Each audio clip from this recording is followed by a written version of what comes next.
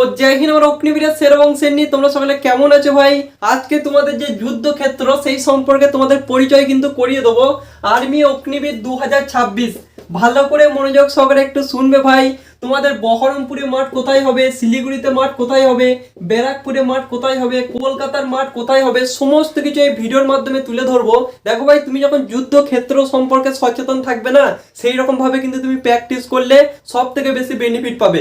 তুমি চীনের সঙ্গে যুদ্ধ করবে এবং পাকিস্তানের সঙ্গে তুমি প্র্যাকটিস করছো।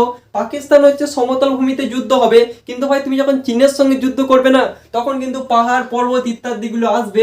সেই জন্য ভাই তোমাকে প্রথমত রণক্ষেত্রটা জানতে হবে, যে তুমি যেখানে ভাই যুদ্ধটা করবে সেই পজিশনটা কিরকম। তো আজকে ভিডিওর মাধ্যমে সমস্ত কিছু ভাই তুলে ধরবো। তার আমাদের জন্য একটা বিশাল ইনফরমেশন দিয়ে দিই ভাই। এই বছর তোমাদের 4টে এয়ারন মাঠ কিন্তু রোডে হবে, ঠিক আছে? তোমাদের কিন্তু রোডে হবে। তো রোডের জন্য কিন্তু ভালো বুটের অত্যন্ত প্রয়োজন। আমি তোমাদেরকে 3টে বুটের নাম বলছি। একটা হচ্ছে অ্যাব্রস কোম্পানি, একটা হচ্ছে ক্যাম্পাস। বাজেটের মধ্যে তুমি পেয়ে যাবে রোডে রান করার জন্য কিন্তু বেস্ট। এবং ভাই তোমার যদি একটু বাজেট বেশি থাকে তাহলে তুমি অ্যাডিডাস নিতে পারো। তোমার অলরেডি কোনো রকম বুট থেকে থাকে তাহলে ভাই দিন রাত প্র্যাকটিস করো। আমি তোমাদেরকে এটুকুই বললাম যে তোমাদের রোডে রানিং হবে ভাই, এবং একটা ভালো বুট কিন্তু অত্যন্ত দরকার। এটা ভাই তোমাকে রানে 100% সাহায্য করবে, ঠিক আছে? এবার শুনে নাও মোস্ট ইম্পর্টেন্ট কথা, তোমাদের মাঠ কোথায় হবে।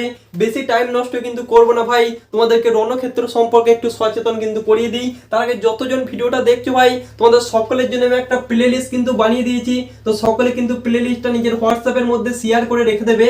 সেখানে তোমরা 100% গাইড কিন্তু পেয়ে যাবে। সমস্ত রকমের ইম্পর্টেন্ট ভিডিওগুলো সেই প্লে লিস্টের মধ্যে কিন্তু আমি দিয়ে দেবো। সো চিন্তার কোনো কারণ নেই।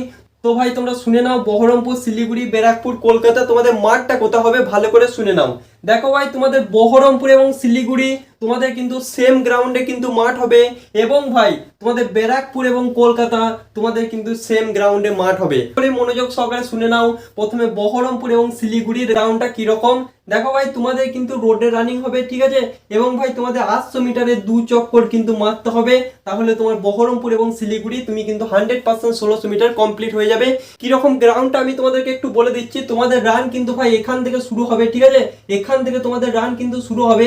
এখানে ভাই 100টা ছেলে কিন্তু বসে থাকবে এবং তোমাদের রান কিন্তু এখান থেকে শুরু হবে, ঠিক আছে? এবং এখান থেকে তোমরা রান করতে শুরু করবে। একটা হলো তোমাদের 1 চক্কর, তারপর ভাই সেকেন্ড চক্কর তোমরা এখানে দেবে এবং তোমাদের এখানে কিন্তু ভাই শেষ হয়ে যাবে। বুঝতে পারছো তোমাদের 2 চক্কর কিরকম করে হবে। তোমাদের এখানে যেহেতু 50 মিটার এক্সট্রা মারতে হচ্ছে, তো এখানে তোমাকে 50 মিটার মারতে হবে না, ঠিক আছে? কিন্তু এখানেই কিন্তু ধরে নেবে। বুঝতে পেরেছো?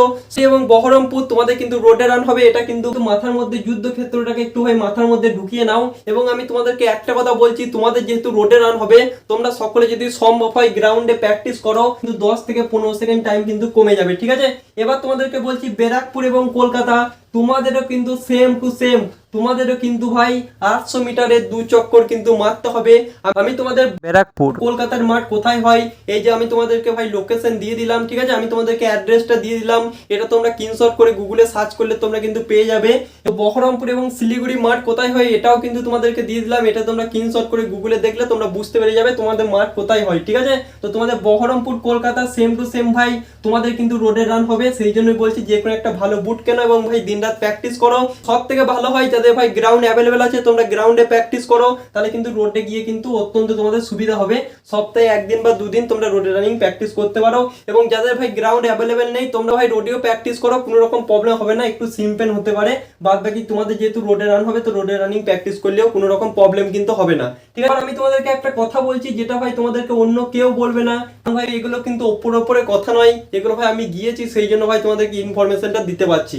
ভালো করে শোনো, তোমাদের বহরমপুর এবং শিলিগুড়ি প্লাস ভাই ব্যারাকপুর এবং কলকাতা দুটোরই কিন্তু রোডটা কিন্তু ভাই শুরু, ঠিক আছে?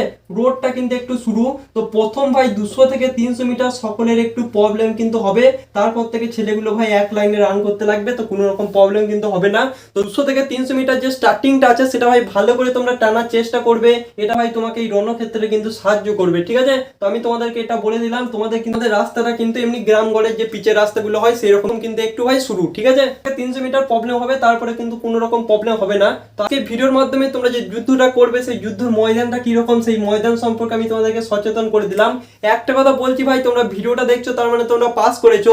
এত যে কষ্ট করেছো ভাই, এই কষ্ট তুমি যত পর্যন্ত না ফিজিক্যাল প্লাস মেডিকেল পাস করবে ততক্ষণ পর্যন্ত কিন্তু এর কোনো ভ্যালু নেই।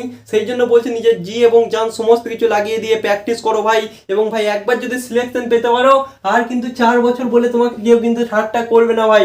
একবার যদি ভাই এখানে জয়েন করতে পারো ভাই, তাহলে কিন্তু ধরে রাখো তুমি পার্মানেন্ট যে কোনো একটা পোস্টে তোমার 100% সিলেকশন হয়ে যাবে। তো আজকের মতো এই পর্যন্ত বস, ভিডিওটা কেমন লাগলো অবশ্যই কমেন্ট বক্সে জানাবে। চ্যানেল নতুন হলে অবশ্যই একটু সাবস্ক্রাইব করে পাশে থাকবে। তো আজকের মতো এই পর্যন্ত বস, জয় হিন্দ, বন্দে মাতরম।